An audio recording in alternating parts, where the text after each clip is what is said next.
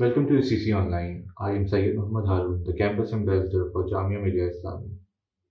Today, I am honored to be accompanied by Mr. Nasir Hussain Jafri, who is a recent graduate from Faculty of Law, Jamia Millia Islamia, and Mr. Umair Ahmad Andrabi, who is a final year law student from the same institution. Both of these gentlemen founded a non-profit organization called Foundation for Academia, Innovation and Thought, which aims to bring reforms in higher education and research. In doing so, one of their first initiatives is the establishment of a law journal, which goes by the name South Asian Journal for Law, Policy and Social Research, which is to be published by SSRN, which is owned by Elsevier. To know more about their initiative, let us move on to them without further ado. Could you please tell us about how this idea came to your mind and what drove you to achieve it as it is today? See, being in our 20s, I know I speak for everybody who's in their 20s. And this is the age when every single one of us is filled with ideas and we're not able to execute it either because of our laziness or the circumstances. And same was the case for us. We used to brainstorm a lot of ideas since our first year. Tariq is my immediate senior in my law school. And I remember 25th of July 2018, this is the first time we had a telephonic conversation and we thought, since I had worked with Teach for India, I saw there was a lot of work being done in primary education. And I discussed the same with Tariq that there's a lot of work being done on primary education. And Tariq suggested that we need to do something about reforming the higher education. And when we came to, when we did some basic research as to how higher education is in India, we found out that there is a unanimity for South Asia that research work is absolutely hampered. It faces problems like plagiarism and unverified research is being published. There are predatory journals, and because of that, we realized since in higher education, what drives you towards growth is basically research. If we see in the international community, we have a lot of research scholars who are acclaimed and known in their fields just because their research and research articles are well known around the globe. And we cannot deny the fact that India and the Southeast region, South Asia, has produced luminaries, and we have Nobel laureates as well. So research does exist here. We have brains here, but the problem is we don't have a platform for those brains who can show and excel their research staying within South Asia. We thought we need to create a platform where the South Asian scholars have a space where they express and publish their research, and they don't need to go outside South Asia to be recognized in the field of research. And that's how it basically started. Indeed, there's a lot of research, there's a lot of effort in the primary education, and even me being in the second year, I see there's a lack of research in higher education. So that brings me to a question that what are the issues or what are the initiatives that you're currently working on with this? So basically, we have a three-pronged approach about how to work on the issues that Umar just shared with us. Primarily, we established a South Asian journal, which would mainly research on law in consonance with other social sciences. There are a few things that we make sure about our journal. Firstly, we make sure it's peer-reviewed. We make sure that the articles are sourced from all around the world so as to encourage diverse points of view. We also make sure that we don't take money from no one. We don't take money from the ones sending in their papers to be published, and we don't take money from the ones who are interested in reading those articles or using them for their research. Okay. Our second initiative is conducting colloquia on the theme we pick every year. Okay. So we take a theme. For example, for this year, 2020, we took the theme gender-based violence. So we'll be publishing all our journal on the topic gender-based violence, and we'll be conducting colloquia on that. So as there's a sort of a balance, we try and maintain that we have published research, and we make sure that people are talking about it as well. Now these two, both of our programs work in balance with each other. And thirdly, we decided to form an incubator fund. As rightly shared by Umar, there are a lot of people who have ideas, but they simply don't have a means to execute them. So establishing an incubator fund, I think, goes a long way in removing that problem. We have I guess, 4 to 5 researchers a year. We give them grants or we facilitate grant money towards them so that they can carry out whatever social work or changes in research they're interested in, Yeah. which can later be published as a report by us. In fact, we have a very interesting story to share with respect to this incubator fund. I remember when Tariq and we were trying to point out what are the struggles that a research scholar or somebody in their 20s who's, filled with ideas, what are the kind of problems they must be facing. And we thought, okay, we should talk to people who are 20-year-olds. And then we realized, aren't we 20-year-olds as well? And we thought, what we should observe and notice is the kind of problems we are facing by understanding, how we execute our ideas. And that's exactly what, started Incubator Fund. We thought that we used to have these conversations and we ultimately ended up, falling asleep after talking, and then in the morning we used to forget. Our trouble every morning was, what do we have for breakfast now? Yeah. So we realized that the problem with such ideas is that the reason why 20-year-olds are not able to execute these ideas is because, number one, because of laziness. And we believe that laziness is a direct consequence of not receiving any support from anybody. Because for research, it's very important to have some monitoring support.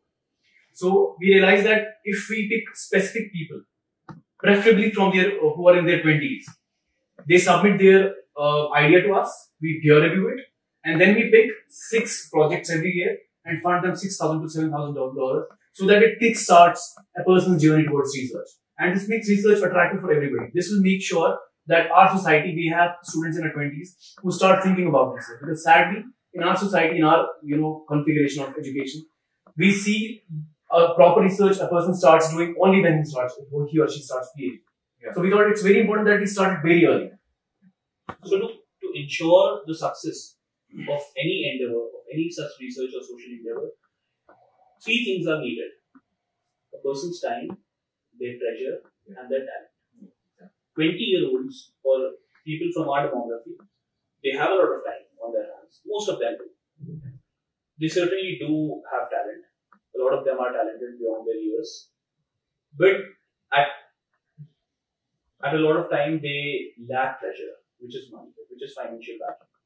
So by fulfilling that gap, we are ensuring that a lot more people get a chance to work on what their vision or agenda is. Okay. That's a very good point. And by reading through your website and by your description, I can see that art plays an important role in your initiative. So could you please tell me more about it? Tell us more about it.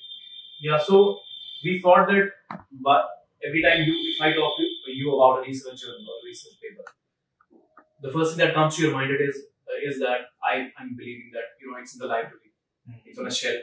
Even if you go to a library, the first thing you'll try to find is the book that will help you in exams. The second thing, probably a newspaper if you're preparing for UPSC exams. The third thing, a reference book that is teaching you law because you have to clear juries. The fourth possible thing is, a good magazine that tells you about lawyers and law firms. It's very rare that people go to a library and look at the research journal and open it. And as everybody knows, the current situation of the world, when information is absolutely open, there is a lot of unverified news and unverified content available online. So, and that's much easier to you can just on fingertips you can Google anything and you'll have information on it. But it's more likely that the information will be unverified.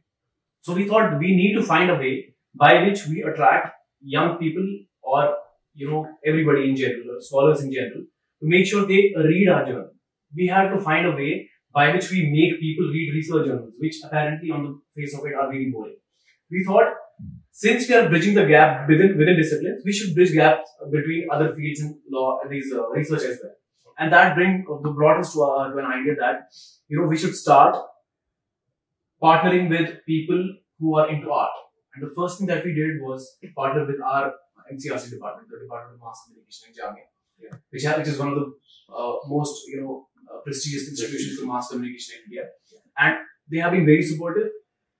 They partnered with us and we released a call for photographs, through which what we did, we said that we are asking for 30 photographs. And these 30 photographs, the top 30 entries that we have from the submissions, we use them in the exhibition on the same theme, gender-based violence. Okay. The best photograph will make it to the cover page of the journal. Not only that, we thought to make the research articles very interesting, we'll have every article preceded by one photograph and a 150-word story.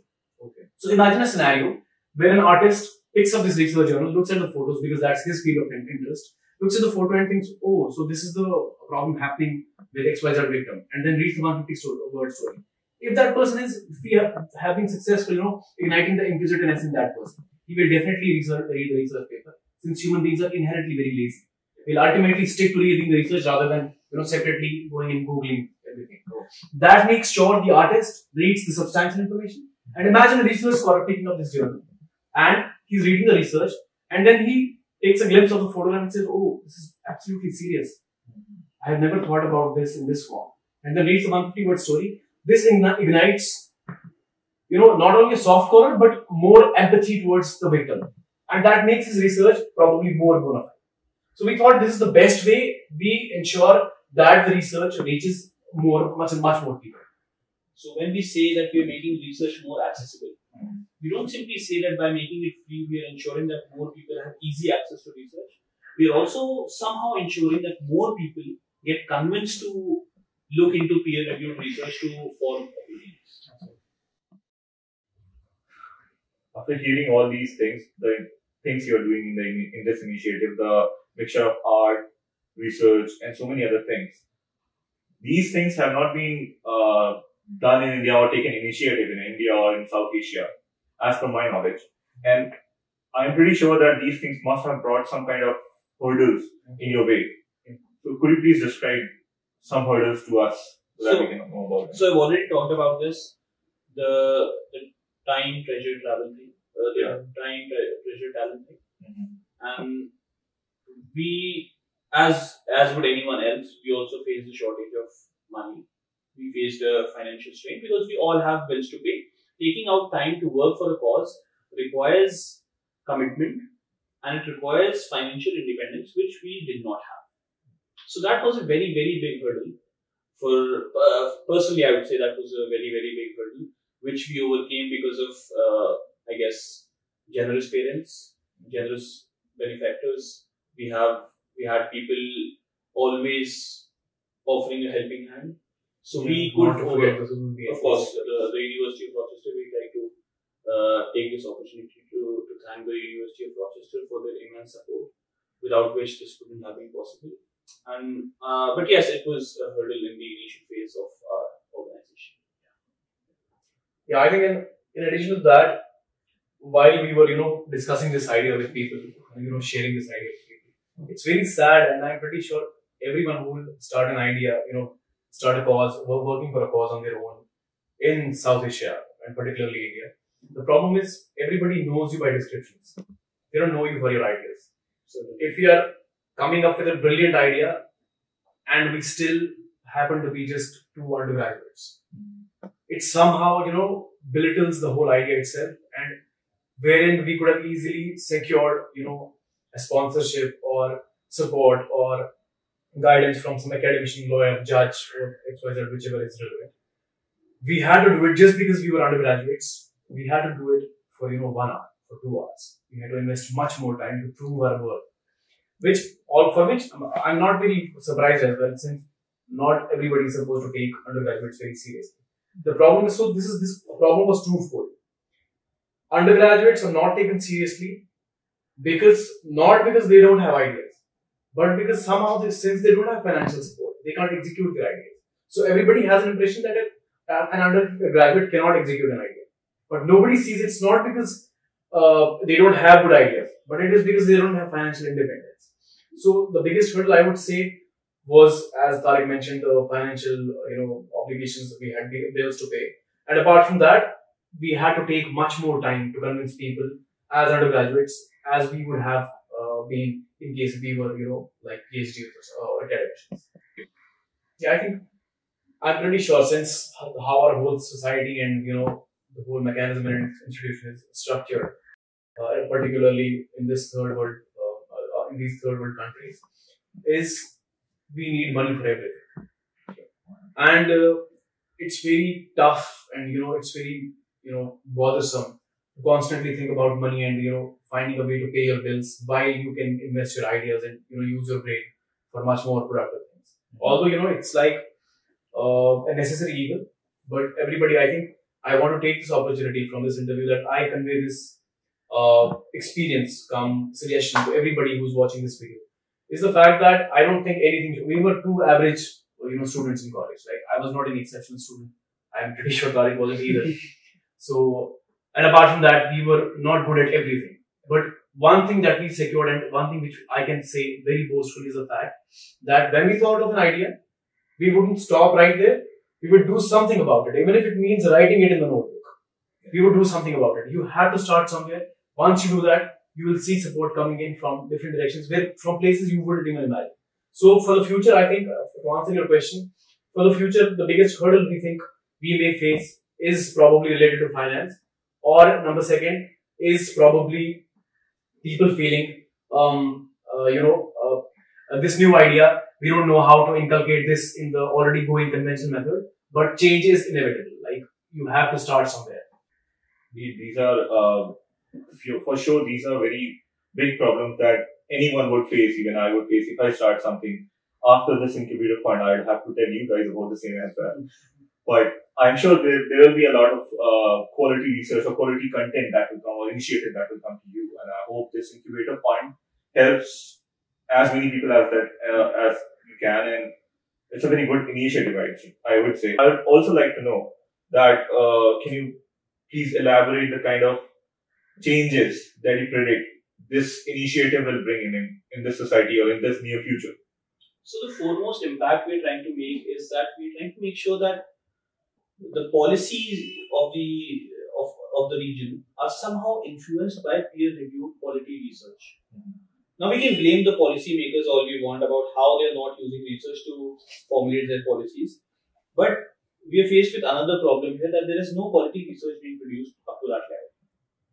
So primarily we build a research base, we try and publish good quality research, then we somehow try and influence policy with that research, with an informed opinion, with good quality research, and we also are trying to organize colloquia which would encourage debate and discussion on the annual themes. So this, I think, would bring a drastic change in the way we view research. And in fact, this one inspiration we have received from Martin Luther King Jr. is when he says that the good people need to learn the ability to assemble, dexterously as the evil people assemble. Like we'll see, evil people have really good mechanisms, and I don't even need to name places where all the evil people at one place meet laws.